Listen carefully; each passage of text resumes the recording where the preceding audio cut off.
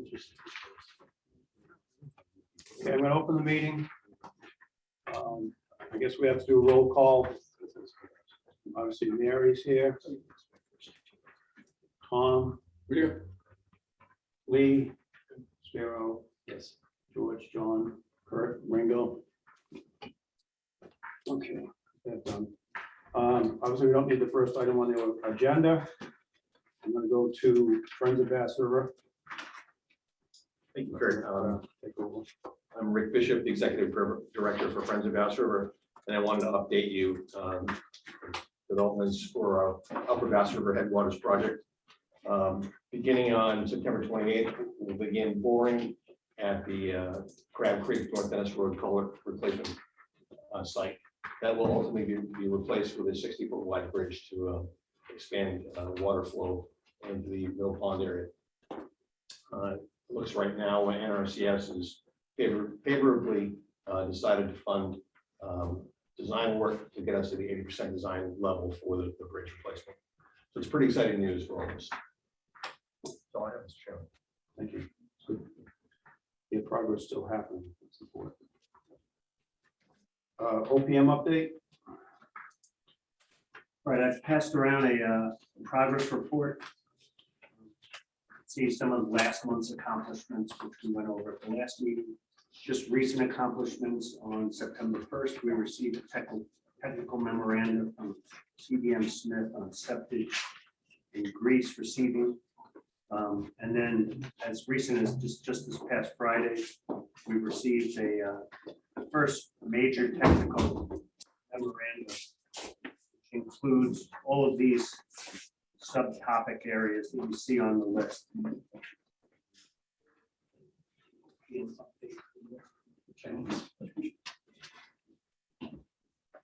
In addition to the memoranda, we had a progress meeting on September 1st with the town staff and the project team. One of the things that town administrator's office has done is established a Microsoft Teams project site. On that site, we've uploaded a series of documents relative to the project, both historical and recent, including the notice of project change, supplemental EIS, the comprehensive wastewater management plan, the recent application to Mass DEP for the SRF funding, and also Mr. Scott had asked if we could prepare a comprehensive list of deliverables. So that's what is attached to the list. It comes from the schedules that we shared with you last month, but just broken down into a list of deliverables and deliverable dates. One of the other things Mr. Scott had requested that we prepared was a spending plan, which is also attached to this progress report. The spending plan just breaks down by contract number. If you recall, last month we described various contracts that will be left for phase one, both for the water resource recovery facility as well as for the collection system. So it breaks down costs per phase, and that allows the town administrator's office to prepare for their funding and grant applications. One of the biggest concerns that was brought up at our progress meeting was the increase in the cost of the project that was identified and presented in the PDF, the project evaluation form that was submitted to DEP. Those costs will be further refined with 30% design, but they were costs that were developed during the comprehensive wastewater management plan and escalated up to today's dollars, and also for the increase in flow rates. We've been asked as a design team with CBM Smith to look at ways that costs could be reduced to bring the project back in line with the anticipated revenue that's going to be generated for phase one. Those refinements will be done throughout this design phase for the 30% design, which is anticipated to come in November.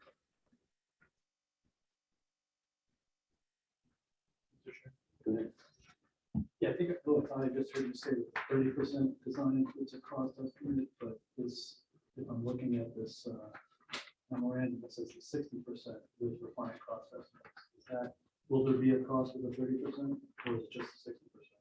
No, there'll be a cost of 30%. Again, it's a 30% design, it's preliminary, so some certain assumptions have to be made, and that cost continues to get refined as the design goes on.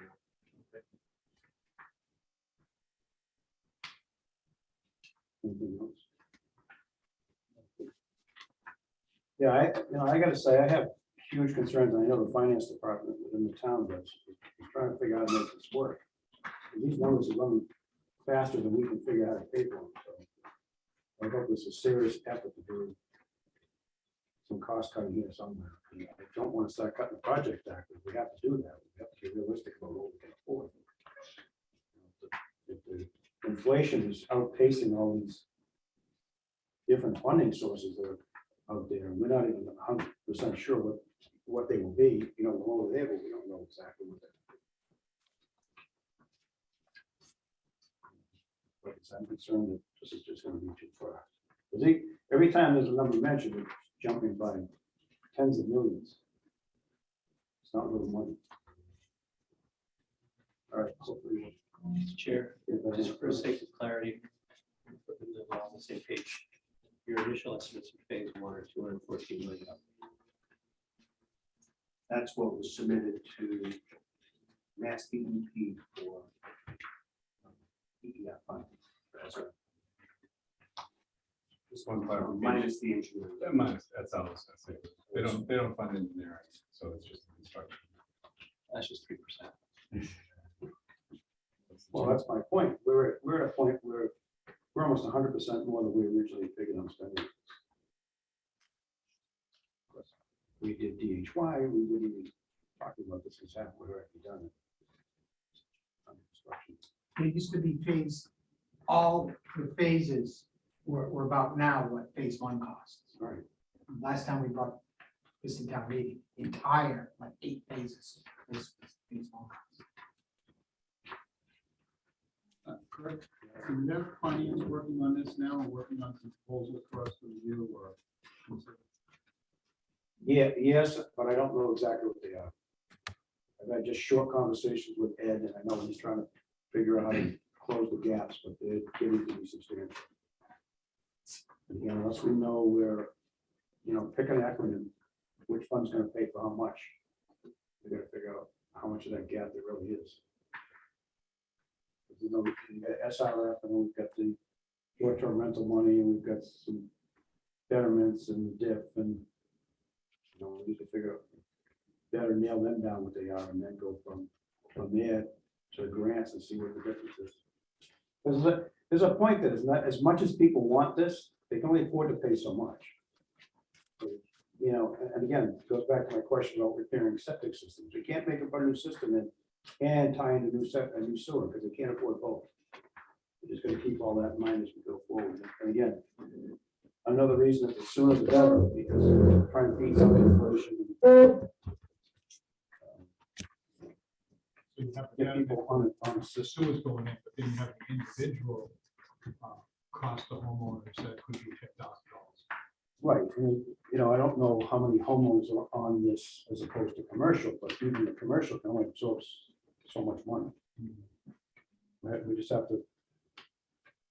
They're working on I think they're fine tuning diff numbers with a consultant now, is that right, Paul?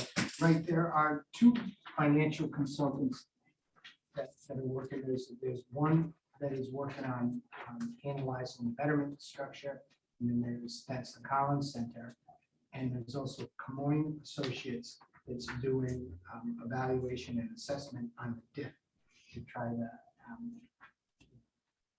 maximize the resources that we get from that. So I guess by November we'll know or have a better sense of just how bad this or good this is. Don't even say bad, maybe it's gonna be better.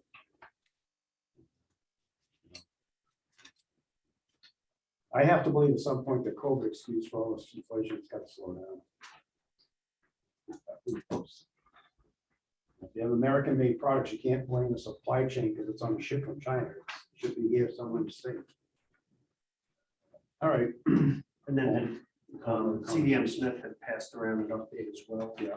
Mike, did you wanna? Yeah, that's actually Bill, Bill Conley's on the line. It's gonna run through some of the treatment plants.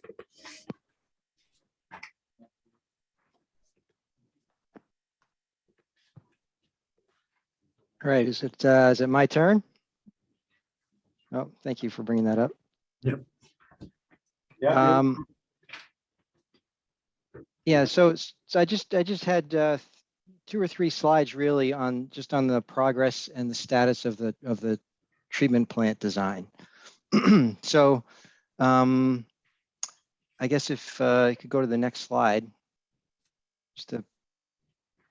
Just a big picture, right now, we're still on schedule.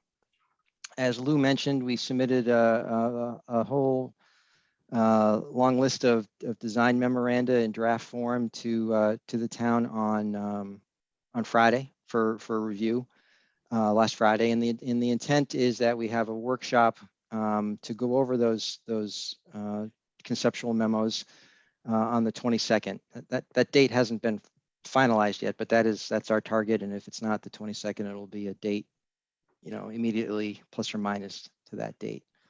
So we're on schedule. Next slide. So I understand this is a duplicate of maybe the list that Lou handed out, but just thought it'd be a good idea to let you know what this list of tech design memoranda are. So previous to Friday, we had submitted 4 tech memoranda, and we've got them coded W1, 2, 3, and 4. And we talked about those in previous meetings. The next slide that I'll talk about is regarding W3, septic increase receiving. But on Friday, we submitted that list below, that list of 10 to 15 different memoranda. And the purpose of these memoranda is essentially to lay out the concepts that we are going to be developing for 30% design. So they're not in detail, but they, for instance, architectural basis of design will explain how we're intending to proceed with the architectural features of the design. Structural design talks about which codes we're using, what type of construction we'll be designing around, and so on. So these memos, they have a lot of detail in them, which I'm not planning to go into today. We need to talk about it, the drafts with staff, and figure out if we need to make any revisions before we bring them to the commission. But that's where we are on that. So, oh yeah, next slide is fine. That's good. So one item we did want to bring, because it's a sort of an upper level policy decision, is W3, which is a memo that just tries to document our intent regarding septage and grit receiving at the new WRRF. And what the evaluation was I guess we concluded, the town's existing septic treatment plant is a valuable, well-operating facility, and it's providing a very valuable service. And given its good condition, it should remain that way for some time to come. And replacing that septic treatment capacity at the new treatment plant as part of the current design would have a handful of disadvantages. Number one, you would be abandoning the town's investment in the septic treatment plant. It would increase the cost of the new treatment plant to include septic receiving facilities, and it requires upsizing of the treatment plant's processes to handle the load. And then there are environmental impacts associated with having septic receiving at the new site, including I think we were thinking primarily of truck traffic in that neighborhood, which would be a negative. So our intent and our recommendation is that the town maintain operation of that existing septic treatment plant, and we don't design to replace that as part of this design that we are doing right now. But that in our design, we'll make provisions for the plant, for the site to be able to accommodate septic at some point in the future when it becomes cost effective and the best choice for the town to in fact consolidate at the new site. And what that means is we'll provide sufficient footprint, a set aside on the site for a new septic treatment receiving facility. And, you know, and infrastructure such as, you know, some spare capacity for electrical conduit and that kind of thing to make sure that when and if the septic treatment facility is transferred to the new site, it can be accommodated with relative ease. So that is our recommendation on septage in town. And I guess we wanted to make sure to discuss that with you. This next slide is not me. So does anyone want to discuss that or have any questions? You have this discussion last month? And the month before, the year before. So we're kind of already in this, the committee's already supporting this. Yeah. Right, okay. If you're trying to shave costs, Just wondering if it's Asian. Well, this is that's a great point. This is about a 10% cost, so it's been told in the past, I mean, you know, consultants could correct me if I'm wrong, but you know, we've been told in the past it's an additional 10%. So, you know, if the committee was adamant that we consolidate the septic on day one here, if not, you know, down the road at some point, we're looking at 10% higher than the current estimates. Approximately. The other thing is I think for short money, if we can improve the odor control of the existing plant, it seems like that's the biggest problem there. It's not a great welcome to Yarmouth to smell that plant on the ramp. But other than that, I think it works well. you might not want to bring that odor over to this. Fuck around with it either. Well, I think a new facility might be better suited to handle that than design a new construction, but you know, I would hope that we're investing in the neighborhood of $200+ million. If we need to find $1 million, let's say, maybe it's not even that, to upgrade that existing plant to take care of things like that and give you a wise investment at this point. Because a lot of money's been put in that plant in the past, how many years? Well, 10-ish? yeah, less than 10, well, 8 to 10 years ago, $2.5 million was invested as a significant upgrade. That was the first one since the plant opened in 91-ish. And we've been continuing to kind of invest within the systems ever since. So it's not to have a big, you know, borrowing kind of authorization for that facility, but to keep it able to be operated indefinitely. At some point, it might make sense to combine it for efficiencies, but I don't think it's on day one of this facility. And aside from cost, it's because of operational processes associated with that high strength material when you're still trying to ramp up flows in the facility. So, yeah, and, you know, 20 years down the road, if you start putting everybody on, taking them off of septic systems and putting them onto a sewer system, you're gonna have a diminishing amount of customers that are gonna be coming to the plant. The other thing that's nice about the existing septic facility is it's not too far from the highway. So the traffic is jumping off the highway and running to the septic treatment plant. Whereas if they were running to this plant, we're talking about a lot of trucks coming from wherever to down Buck Island Road, which is probably not a good idea. I'm just thinking all the other towns are in the same boat. They're all going to be building sewer systems, so you're not going to see as much septage in the future anyways. Well, one consideration was Orleans plant, which I've been told they're limited to only Orleans septage in their new plant. Dennis eventually will be there with their plant, whether they have septage or not, who knows. The other thing is historically, grease has been one of the toughest things to treat. Yep. That's where your odors come from. It's more processed, more time. So, you know, having your septic and grease kind of go together.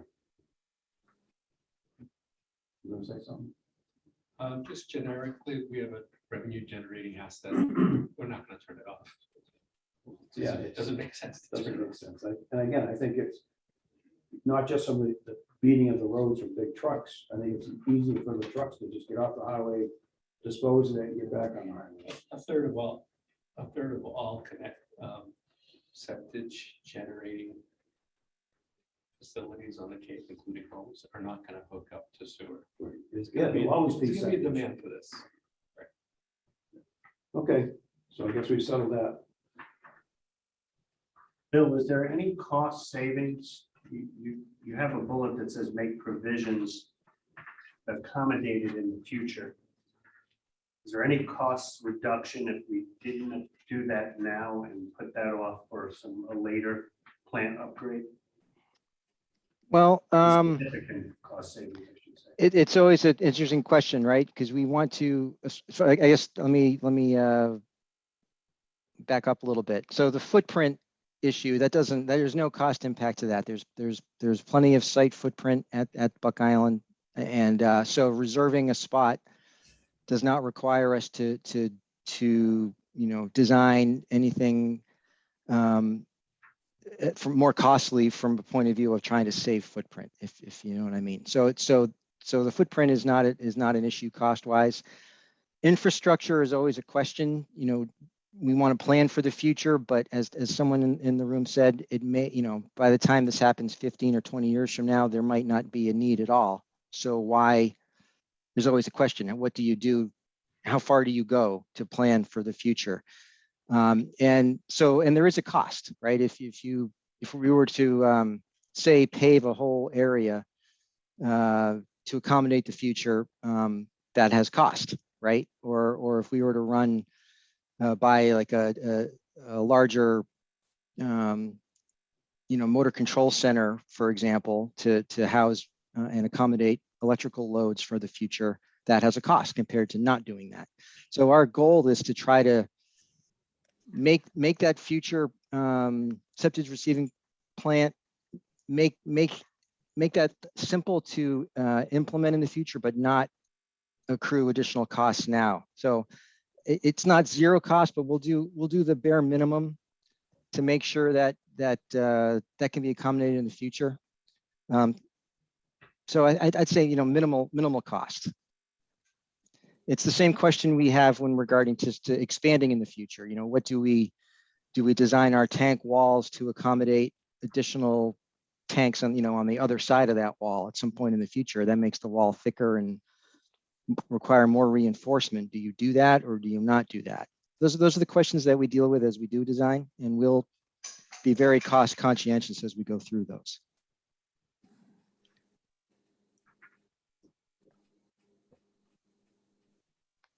Okay, anything else? Not for me.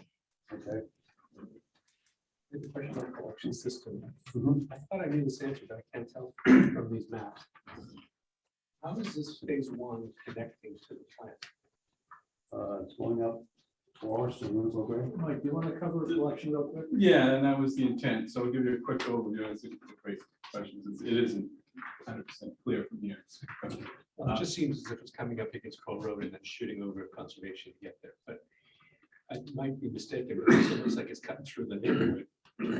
So Originally it was West Yarmouth Road. Right, that's where we left the story. Yeah. yeah, so the original design back in 2010. So for this pumping station here down at the former drive-in site, that's going to collect the area in orange that we're calling Contract 5. There are actually two force mains shown in the sort of orange line headed up toward the plant. So that was the original intent, and that hasn't changed as we sit here today for that pumping station. So that would be the alignment coming up through the cranberry bogs. The portion to the east of Parker's River, contracts 2 and 3, there's two ways it's getting there. One, this pumping station here, Long Pond Drive behind the Pancake Man, would come up Forest, Winslow Gray, and Buck Island. So that would intercept all the future flow from the future build-out phases here. South Shore Drive and the lower portion of 28 are going to be coming back over to this pumping station and then up to the plant. It's just those two. Two main feeds that will serve all of phase one, correct? Now, future phases, you can see there's a whole lot happening Buck Island Road. So future phases, as those get built out, there'll be additional conveyance pipes bringing flow to the plant in those future phases. I had a question. You're gonna be pumping from South Shore Drive, right? Correct. And you're not gonna put a gravity sewer in the same trench or at this time for picking up, is it seaside or See you. sea? Right, so what we've worked with town staff on is you're correct. So as I think I mentioned last time, originally conceptually, there were 2 pumping stations here. We've made some adjustments and we're able to eliminate one of the pumping stations. And so we're going to serve South Shore Drive with 1 station. And then the intent is to extend the gravity sewer as far up Seaview as we can from the south to get into this pipe that's going down to that pumping station. And similarly, based on the elevation we're going to be at in 28, extend that gravity sewer as far as we can. So you can sort of see the limits of the gravity service, both from north and to the south. There will be a section of Seaview in the middle where we can't serve by gravity without driving both of these sewers or either one much deeper. Yeah. So, so that pumping station will pump up to that gravity service that'll take it up to Route 28. Are you sizing these mains to pick up the triangle and white? We are. We are. There's a Just lot in of interest cases- in those people to be part of this. That was something that the town staff had asked us to take a look at. Right, So, but Lee does bring up a good question about, certainly the theory behind phase 1 for a long time has been to put in as much gravity as we can if there's a road that we're disturbing, or putting a force main in. So certainly trying to take advantage of that economy of scale, if you will. Right. But there is an additional cost associated with that. So to the extent we need to be careful of costs, we'll need to be very careful of how much of that we do. Right. Well, you know, let's come back. Yeah, and I appreciate the fact that we don't want the gravity sewers to be so deep. That increases the cost substantially. I was looking also, we have, 3 main pump stations on 28 on the west side. on the west side. Yeah, I'd consider this the main one, but there are 2 smaller stations here. Yes, so this would just pick up flow from everything to the west. That's down at Townbrook Road, Right. next to Mill Pond. Just pumps a short distance up to the top of the hill and flows down there. And then flow comes in this direction to that station and pumps back up to this intersection. Right. So those are, but everything eventually gets to this main station. What are these pump stations gonna look like? I mean, are they gonna be underground or are we gonna have structure house? So you will, that's a great question. You will have structures. So these are relatively smaller. These are planned to be submersible stations. So Okay. we had designed back in 2010, and the intent is to move that design forward. As a building about, I want to say 12 by 20 plus or minus would be like a large shed. And we've made it, clapboard siding, pitched roof, try to make it look as attractive as possible, keeping in mind that it is a pumping station. This one is a much bigger structure above grade. We've actually had several meetings, including one last week with Kathy Williams and her team that's working on Riverview Park Okay, to coordinate what that design will look like based on what they're planning for their facility. So there's been quite a bit of coordination there to make that building look as, aesthetically pleasing as possible. Again, that one is much bigger. That's like a 40 by 50. Plus or minus. Sort of looks more like a Cape style house. if you Right. will. Well, it's like a But house. that one, if you don't mind, Mike, Yeah. that one is challenging in the sense that it's in the VCOD, and so there's a significant amount of design that needs to go into that would be subject for any structure in that district. And so we've been working closely with Kathy, and she's aware of the costs and concerns with dealing with that, but also is looking to permit that as well as the restroom at the Riverwalk Park together. So that should be happening over the next few months.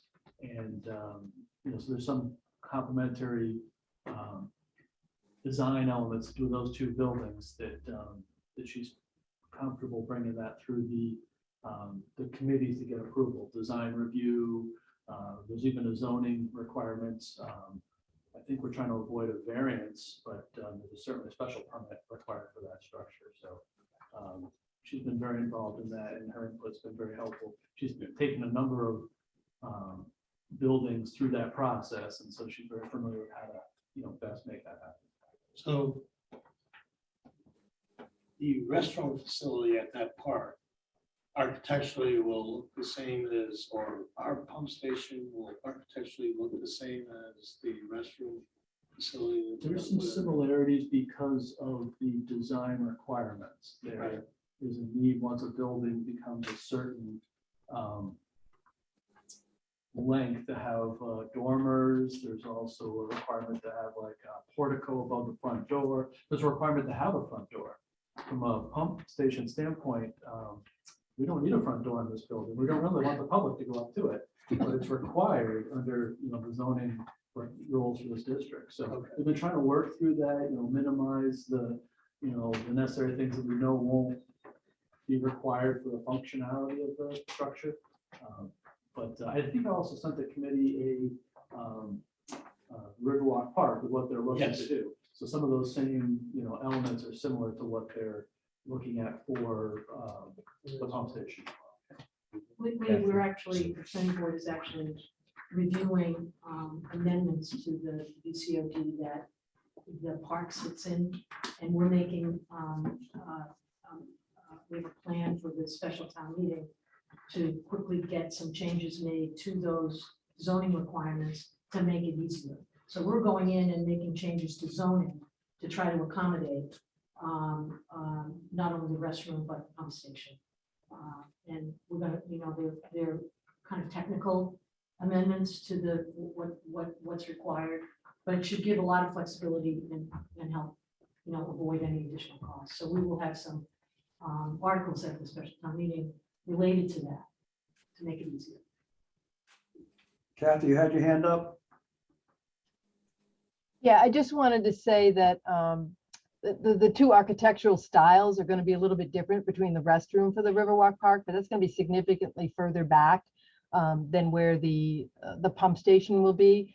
I think what we're trying to do is make the pump station fit in with the public realm. That's why the front door is necessary, but we don't necessarily have to have the access to the front door all the way to the sidewalk. But the other big issue on this particular pump station is that it's in a relatively high base flood elevation. The existing ground's at like 7, the base flood elevation's 11, and you want to be 3 feet above that. So you have a first floor elevation on that building of 14 when the street's at like 7. So trying to work through those elements and making it look like it fits in with the area is also another consideration that we're working on with CDM.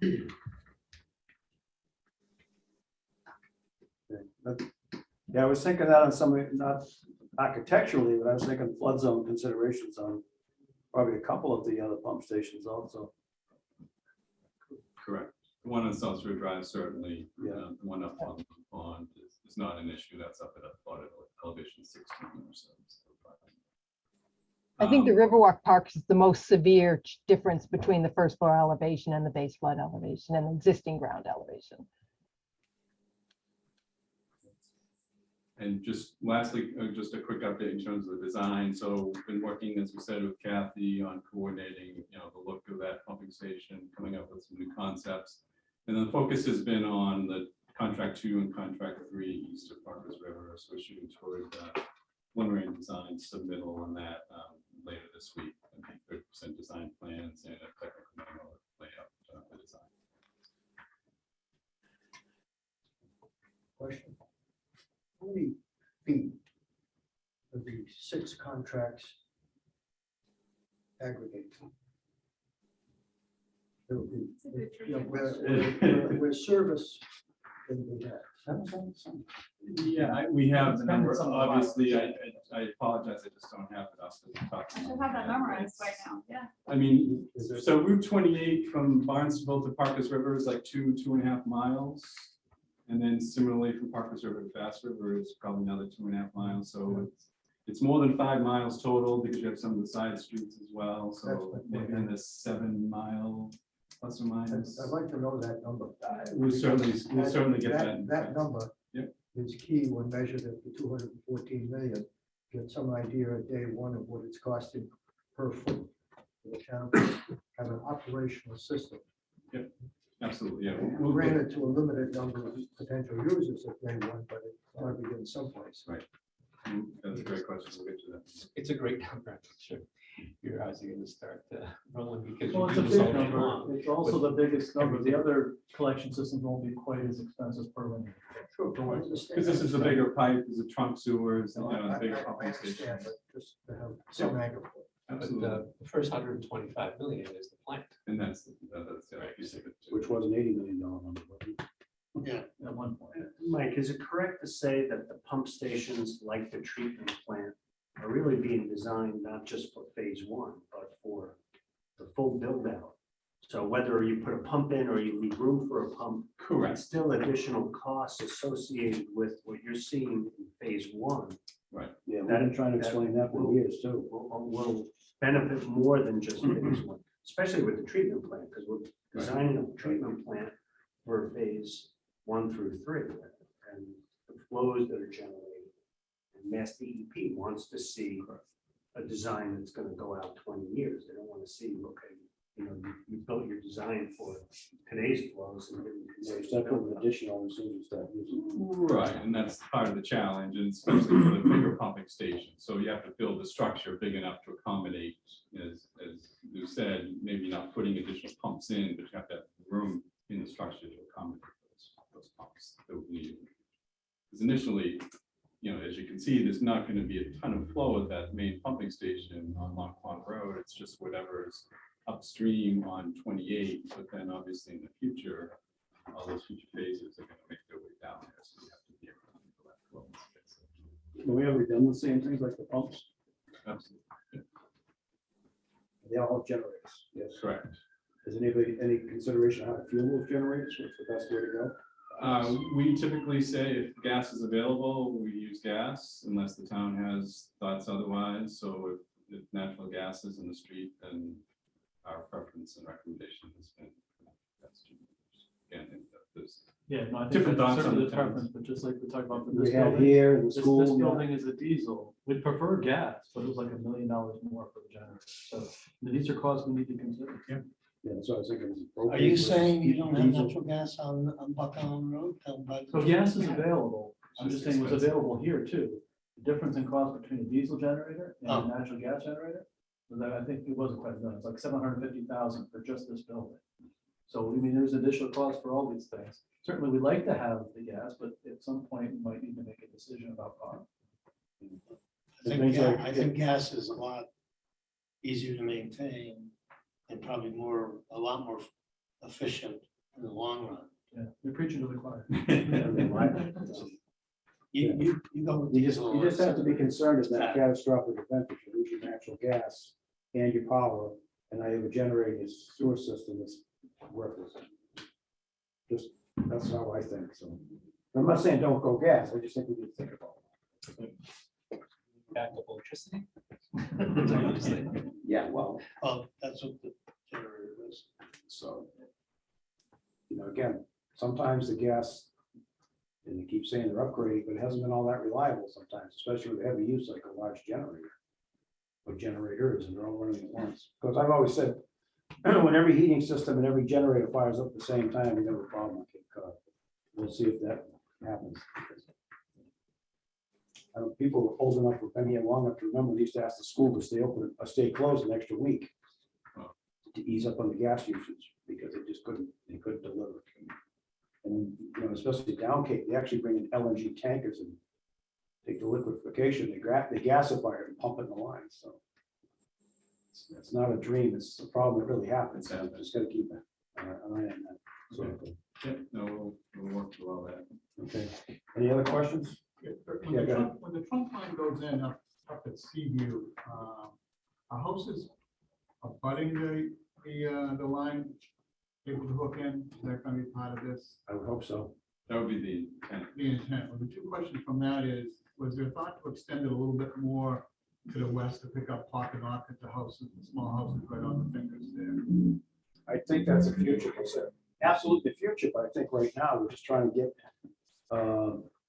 as much done for the money that we can afford. As you can see, it's running away from us, like I said, so. No, it's just a cost. And if you It's a want to add cost. more, it's fine. It would just add cost. That's the people But that come it's- into our office and ask, where they are. Well, again, my position on this thing for a long time has been, at some point, you see this phasing map, I don't think it's gonna be meaningful in the future, because you're gonna have neighborhoods that will say, we want it, we're willing to pay for it, and we'll have to do the design work and the cost estimates and say, here it is, if you want, this is what's gonna cost your neighborhood to move forward. That's how I think this is gonna work out. So if that neighborhood is willing to pay, then I don't see any reason why you wouldn't accelerate that a bit, but it probably won't be in this phase. Because it goes down South Shore Drive, you have houses, probably both sides of the street that would be allowed to look in. If they're fronting on the street where the driveway sewer passes by, certainly that's the intent, but yeah, we're not extending up into the side. Not extending up to the second lot. Right, there is one loop road here, and I forget the name of it, a couple of side streets. But on the north side of that, there's one lot that goes into the second lot. It's colored in green. And that one person came into our office last week. We'll have to So see. did they want it or not want it? They wanted it. Yeah. So we're They gonna have, want to put an addition on I it. mean, that's. And again, this is, well, and that's a whole other issue. People can't have unlimited expansion potential just because they're on sewer, so they have to understand all that too. That neighborhood's gonna get really tricky really fast, because Yes, we it don't is. need them to pick up a benefit in TDL, right? Right. So we're just basically accommodating citizens who would rather Be tie on in it than than not be on replace it. septic systems. So the financial consideration or something like that might be different than the universal price that we're gonna be charging everybody else who has to hook up. But again, I just know there's been a lot of interest in some of these areas that, especially the white area, that what I call the triangle. Yeah. A lot of those people want to be on it, but again, here you go, here's what's gonna cost you, you still interested? That's how I see it being presented to the various places around town. Any more questions? Okay, who do we have to supplemental the EIS? Yep, I can provide an update on that. So as the committee is aware, a notice of project change was submitted to MIPA, and MIPA then required a supplemental environmental impact report. And that was submitted and is currently under review by MIPA and various agencies. So that was submitted on August 15th. The comment period is open through next week through the 23rd. So if the committee feels they'd like to issue a letter of support for the SCIR on behalf of the town, that would probably be a beneficial thing and something that you guys did for the NPC. So that's something that should hopefully happen over the next week. And then a decision would be issued by MIPA on the 30th of September. And at that point, that would hopefully close out the MIPA process. And have that checkbox completed for the town. Okay, so who would write the letter? You offered the last letter. I think Kyle helped prepare it. Yeah, I'll write it again. Okay. Well, I just want to make sure it says the right things. Yeah, Kyle, call me if you have questions. So does anybody care to motion that we supply this letter to NEPA? I'll make a motion. For a second. Okay, we have Mary out there presenting. George. Thank you. Okay, so all in favor, Tom? Lee? Yeah. Sparrow? George? John? Joanne and Mary? Aye. Oh, good, okay. Hey, we can hear you this time. All right, very good. So we'll make that happen. More progress, that's good. Anything else on that? That's it, thank you. That's good, okay. Let's see, regulatory permitting update. Anything more that we haven't talked about? Let me update on that one. So the hydrogeo work was submitted to Mass DEP, the groundwater discharge permit, the first step in the groundwater discharge permit application process. So we did hear from DEP and we expect to receive comments hopefully next week from them on that application. So that's for the effluent recharge site that will be located at Buck Island Road. So we're awaiting comments from them. Nothing to indicate that they're taking issue with our volumes. Not at this time.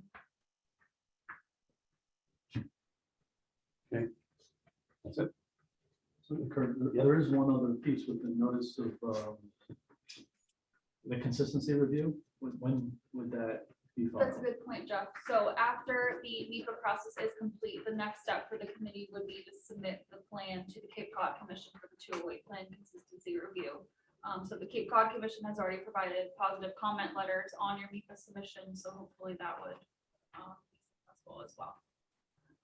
So that could be within the next couple of weeks, once we get the final sign off from NEPA. Once the certificate is issued. Thank you. Okay. RAC neighborhood meetings. Phew. Arrows up. I think we made very interesting progress the last meeting and actually getting these meetings scheduled, getting groups outside of the town to be willing participant hosts, if you will, and sort of fleshing out an opportunity to meet the public. Get the trick would be to get them to come now and take advantage of this opportunity to get some information and ask some questions. I mean, I remain committed to this process. I think it's going to be extremely useful. I'm going to give you a little bit of anecdotal feedback. I happen to be asked to speak to my neighborhood association on August 20th. Few minutes just to give them an update on where this project is, because most folks engage when we ask them to, town meeting and thereabouts, and then they kind of forget the story continues, but they're not caught up to it. So for 10 minutes, they listened extremely intently to a general synopsis of what's been going on, where we're at. The thing I found the most interesting was that we are well past the environmental justification stage of this conversation. Nobody had the issue with why are we doing this. They were extremely interested in when they could get it, similar to maybe some folks who've been already asking us at town hall or individually, how soon. And less interested in how much, which I found very interesting. In retrospect, I think when we're talking about median home prices of $500,000, and most of these neighborhoods are looking at $750,000 or $1 million houses, the costs associated with hooking up are not going to be the primary issues. The real issue is going to be timing and where they're at with their existing septic systems, the life of their septic systems. Nobody was upset, nobody was pissed off, nobody was contradictory to the process going on. They just want to be brought up to speed. Just make sure they show up and go around. The question that I would have, I didn't have really a good handle on, it's really not even our responsibility to address is there going to be financial assistance for families or homeowners going to be required to hook up? Because not everybody's in a position to write a check. I was not committal to what this was going to cost, but regardless of what it's going to cost, it's going to cost something. Bruce might know a little better, because I know that there's been talk using the county septic program to help with sewer. So that's a kind of secondary issue, that there are soft costs that you can't avoid. But then there's some hard costs that you could finance. I did a hookup in Chatham. We have Chatham and Harwich already as examples of what this is going to cost. And it hasn't already done so. The average cost is going to pop $10,000.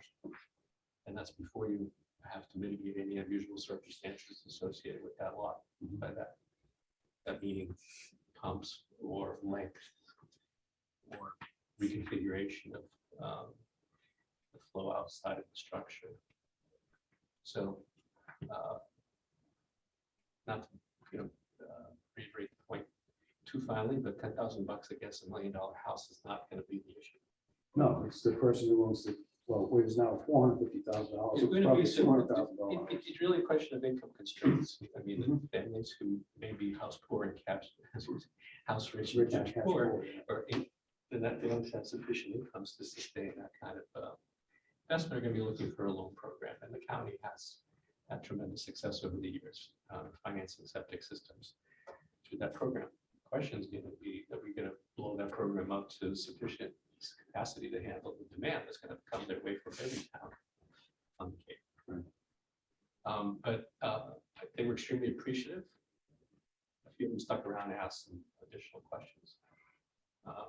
It was a captive audience. You know, they didn't invite themselves into a meeting. They come into a meeting we invited them to. They were there. But 2 dozen homeowners, phase 2, Lewis Bay watershed, really had no problem with this project going forward. Yeah, that's been, again, that's been my experience. So first meeting on the 19th, next Monday evening at the Real Estate Realtors Association. You pumped it up sufficiently as a town. I think it's on our social media, it's on our website, and we sent out press releases. I saw it in a couple of news outlets that way. Channel 18 too. And like a lot of other stuff, if folks don't take advantage of it, then they can't complain. We try. Make ourselves available. Did the realtors send out through their mailing list or not, you know? I have it. Yeah. That would be a good. It's in their building, their interest, or maybe we have a meeting for them someday. The towns from Cal maintains civic organizations lists. They were each individually notified, so that's another 30, 40. Actually, if they did their due diligence and sent it back out to their membership, then the only thing left to do is lawn signs, but I'm sure people are sick of looking at those. So Yeah, we're not done with one sign yet. Okay. as a sort of mechanical matter, we're all encouraged to attend as RAC members, but we can't have more than 4 at a meeting unless you want to make this a public meeting. So we should kind of take turns. Plan to attend your watershed between the 4 meetings that are coming up in the next 4 months, and wherever else you'd like to plug in. But if we all show up next Monday night, then we're going to have a public meeting issue. So I might take a head count for that, just to make sure. Who is planning on attending next Monday? It's 3. Bob's gonna be there too. From a committee perspective, it should be all right now. Try to be, yeah. I get capital budget seats in now too, so. So Kyle's really hoping we will decide today, as well as if there's going to be a presentation, what exactly is it going to look like? So let's kind of decide if we want to walk in the door with the slideshow or not. I don't think that the level of conversation we're having at these meetings is the level of conversation we should be having at those meetings. The public is able to plug into these if they want to, but we're still at the very basic level with the general public concerning the bigger, broader issues. When is this coming? How much is it going to cost me? And we haven't really even translated that to much it's going to cost us all, right? That's what we're worried about here. We remain committed as a town not to put this on the tax rolls. The selecting, continually emphasizing. So we might need additional explanation that I'm not comfortable with doing. Maybe the information is what are those additional revenues that we're tapping into now to help finance and help pay for this? We know we're diverting a handful. I'm just not disputing exactly how many of those we are and how much that's turned out to be. Well, maybe next month we could do a financial overview of what we do know. So that when somebody speaks to the public, you can say, well, we don't have them all, but we have A, B, C, D, E, F, whatever. Yeah, we do have some funding sources identified that have been identified for a few years. That could be one of the slides if you wanted, just showing what the funding sources are. Right. I think the ones that we control, we got a couple of votes on record at town meeting for requesting use of those revenue streams. We plan to apply to and have applied to the county fund. But I don't know the magnitude of that request is or what the anticipation of what that funding might be. So if we have, even if we're not presenting that information, as long as we have that information, if it comes up. You know, once these numbers get to this level, we start to lose perspective. Is $200 million a lot or not? Well, it is objectively a lot. Is it a lot for this project? It is for the town of Yarmouth, it's not for the town of Barnstable. So kind of have to put this kind of stuff in perspective. John asked an interesting question. I just have to do the math real quick. Is $2,000 a linear foot for phase one a lot or not? I don't know. I mean, that's kind of what the answer to the question was. You guys kind of have to help us that stuff in perspective. Of course, it all depends on where the pipe is and what it is. I mean, a 24-inch main, say 20 feet in the ground versus a 6-inch main that's only down 12 feet. Or Yeah, whatever, I'm just it's a lot. maybe a little pedantic as an example. Does it really matter what it is per linear foot? It's $100 It's a million bottom line. to pipe Still gotta pay for it. to pipe phase one. Yeah. And we have some, but our topography was more difficult. It would be more expensive. It is what it is. So, Yeah, and again, they've tried to avoid, you know, I use the example of 28, 30 feet in the ground in Chatham some places. And the design we have here try to avoid those kind of depths because they do cost so much because you get so little pipe done in one day. So obviously, the less you dig, the less you get compact and backfill and all that good stuff. So when you look at some of the changes in design over the years, that's helped accommodate that too. A thought with regard to the meetings, having spoken to large numbers of people in my area, same questions come up over and over again. The global cost, which I think we have some obligation to talk about, not in great granular detail. But the question that virtually everybody wants to know is, how is it going to work? What is it going to cost me, the homeowner, step by step?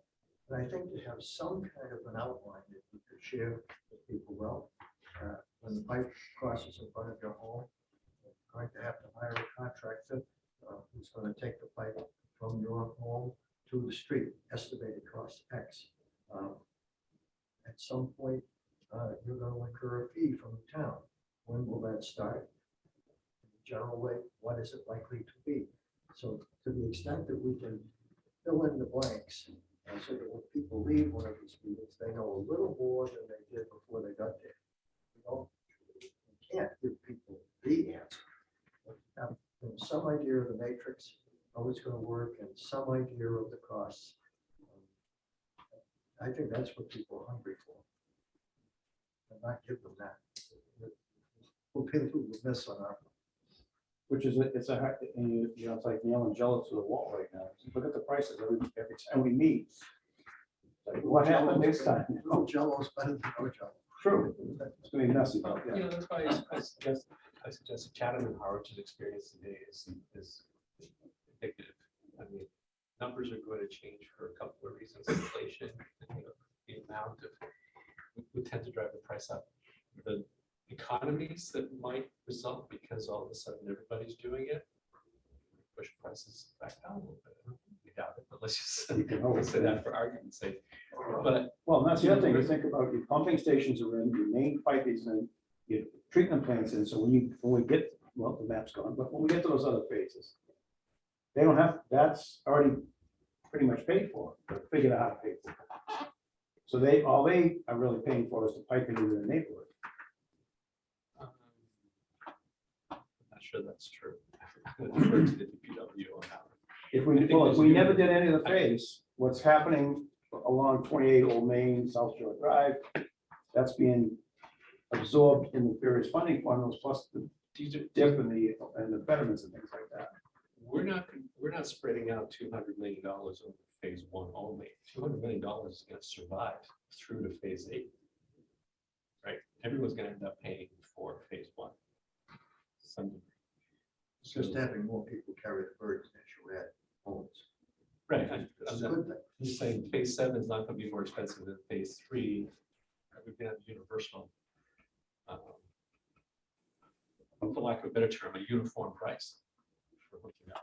Unless you want to put a can of worms and say your neighborhood costs more than that neighborhood.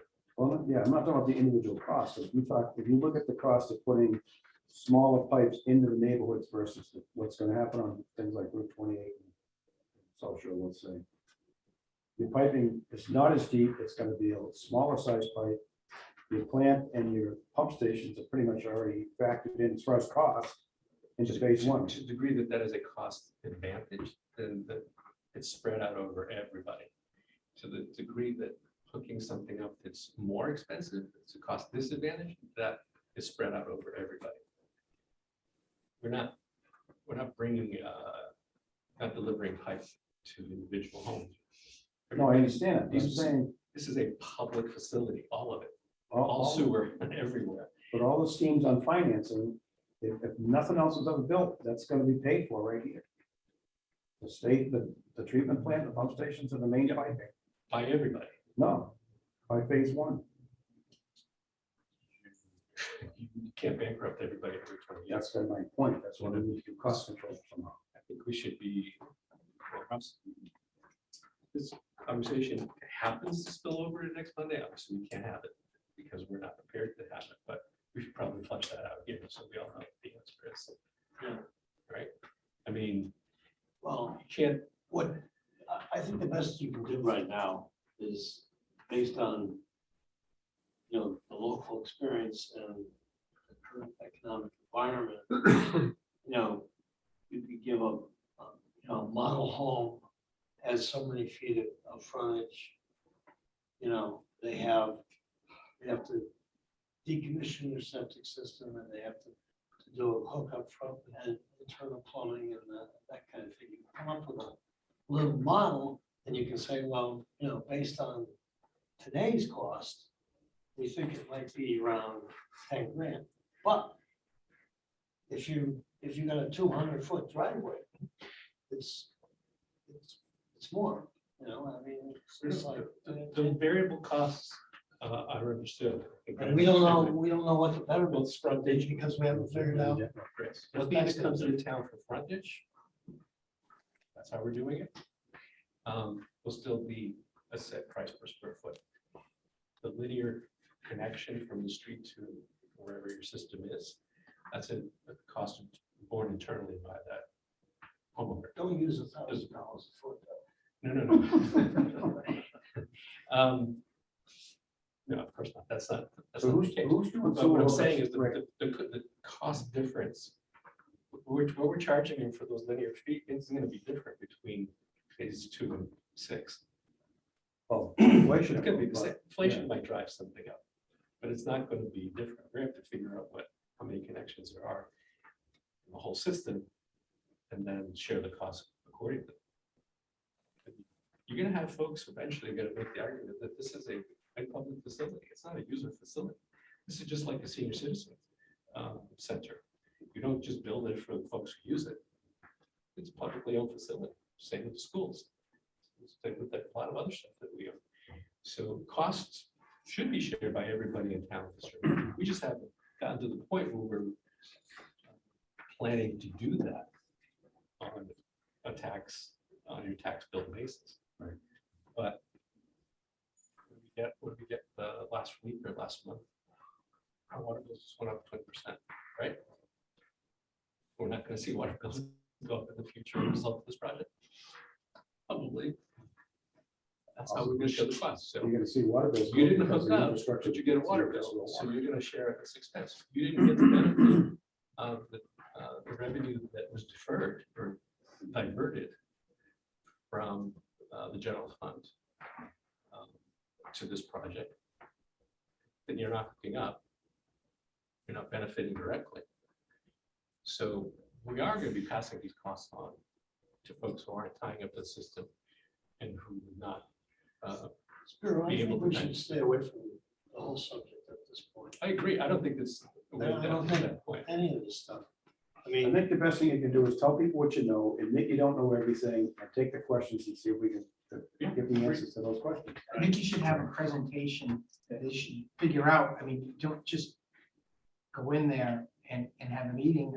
I think you should have, maybe a design update, just an update on the status, where everything sits, how we're working out the cost estimates and the DIF financing, and some of the numbers will be forthcoming. We'll have future things, but this, you should have a message. Why are you having this meeting to begin with?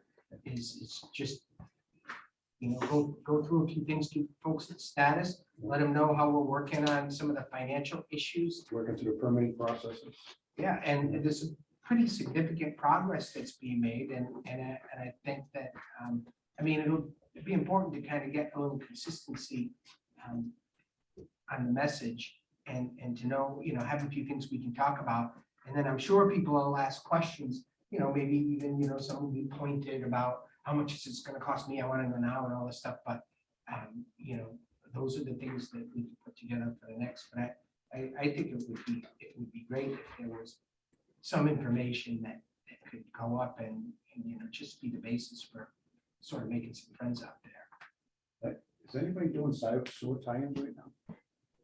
Well, Chatham and Harwich. They're still doing tie-ins? Some parts.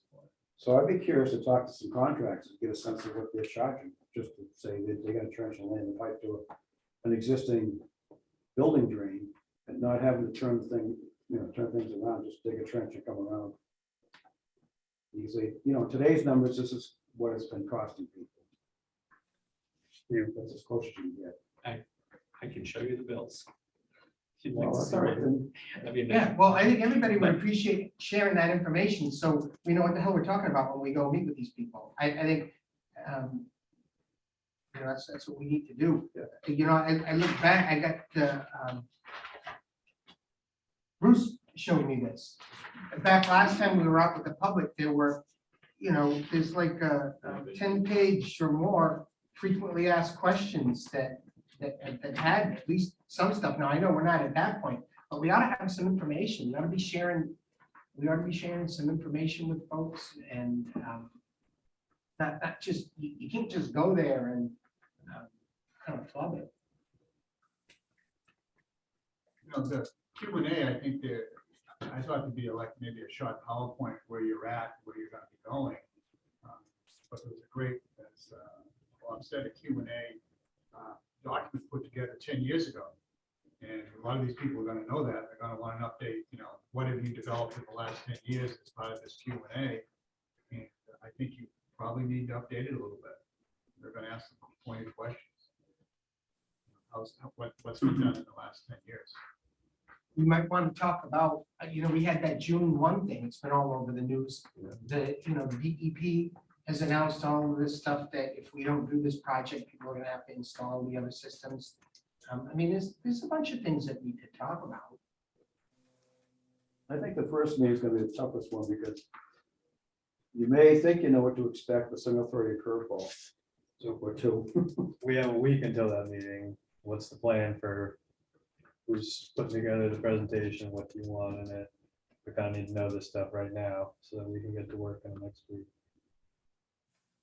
I mean, I think to John's point, most of the questions are going to be, how much is it? We always thought that was going to be the case. How much is it going to cost me? And we don't really have that specific information available at this time. So we got to give them something. Otherwise, everyone's going to come to the meeting and say, why did you just waste my time to tell me I don't have any answers to any of your questions? So Seems to me, you could talk about where we are today, which is what Bob was saying. And, individually, you can talk to people separately. You can't talk individually to the whole crowd about a specific thing. And, you can talk about where your funding sources, various things. We have a whole list of where we're going to get funds. You're gonna have grants, you're gonna get money from the county fund, where we got money going into the short-term rentals. Yeah. All of those items and the funds that we created. We can talk about that stuff, but to me, I think most people are probably interested in, well, what do you think the average cost is gonna be, or where are we with the schedule? And when are you gonna get to my neighborhood? well, I agree with you. And I mean, do we have the average cost per household? That's kind of my point. What would we actually provide to the public on that we're just gonna throw out a number based on Harwich and Chatham, that is probably extremely subject to change based on economic conditions and different variables. Well, it's an order of magnitude type of thing, you know, I think people are probably concerned that, hey, is this gonna cost me $50,000? Right. Is it $10,000? So it's probably something you have to be very careful in presenting, but That's what I mean. I'm like, who's throwing together this presentation? I don't want to throw it together and then throw out random numbers. And, you know, that's kind of my concern. Again, you know, having done that was a smaller group, it wasn't even a question of how specifically how much we're talking about. It's a big number or not so big a number. I was very depending on the individual, but we shouldn't be throwing out number. I agree. That's my point. Because we have an exercise to get and we don't want to be responsible for it.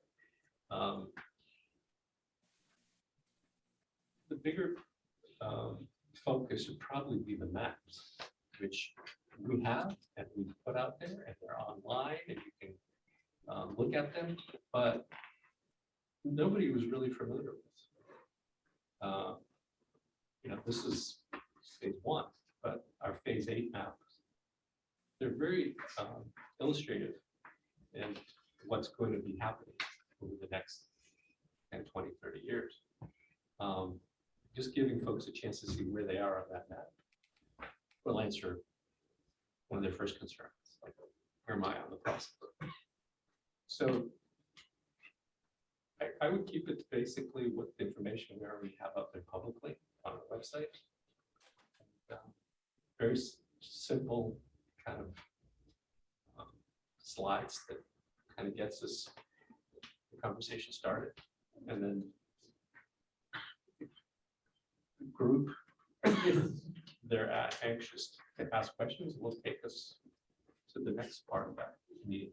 What are they asking? Can we answer that question? And I was very comfortable in saying, we don't know the answer to that. We haven't gotten there yet. Are we gonna have some experts? Have consultants come to us? Last time we spoke, somebody from CDM was planning to attend if they could. It wasn't, Is very Jeff required. Jeff's gonna be there, Bob's gonna be there. I'll play. We were also not putting it completely on Jeff because when he shows up at these meetings, he might get all sorts of other stuff thrown at him. I don't know if Lori is up for something like this again. But that's really up to you. Okay. I think one other question that might come up is the type of sewers. I know it's gone back and forth. I know it's gravity forced if we want, but I think a couple of questions will ask about vacuum sewers from what happened in Provincetown. That's been on the paper, you know, the business community people there, or even the household people. So I think you need to be prepared for that. I think Jeff and I were talking, the committee shying away from vacuum sewers, but it's still listed on any of the maps that we have at town hall. But I think that will be a question. Yeah, well, David Young said there's no vacuum sewer for phase 1. Right. So it's something we could deal with in the future as to whether there's an option or there's a better way to do vacuum system than what P-Town does. And of course, this system's been in place for how many years now? 20. Is it that old? Yep. I know it's been a while, so, you know, technology changes in 20 years. They've got equipment that's tired after 20 years. Who knows if that contributes to the problem? Intent has always been, as you get to those phases that were originally identified to have vacuum, at that point, you would make that analysis, that evaluation to see if it's the best technology. Or should go. Yeah, because you're gonna run into, we know some of these neighborhoods have water table problems and they're not gonna let you go very deep. Okay. So you might put together a presentation, stuff, kind of general stuff that we have on our website. I can run it through. Pass it around. I can run it through the committee. Okay. Sounds good. Do we have meeting minutes? Yeah. Anybody care to make a motion? I wasn't at the meeting, but I'll make a motion. Accept the minutes. Do a second? Second, Okay, all's in favor, Mary, aye. Hi. Lee, you want to stay? And Harold, aye, George. Aye. So, okay.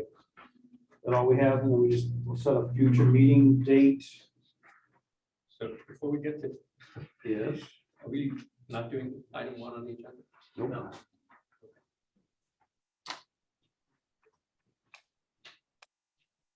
You should try to meet before your second. Meeting. If you guys don't mind, and anybody would like to go to the selectmen's meeting tomorrow, use public information to remind folks about next Monday's meeting, I'll be happy to do it. If nobody else would like to. Sure, you can do it.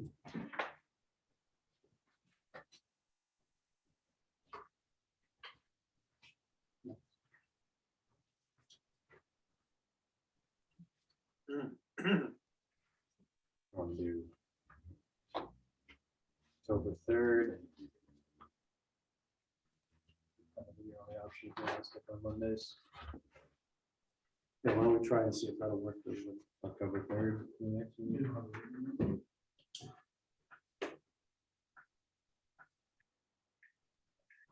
Why don't you guys have Board of Health? No, I think we're moving to later in the October.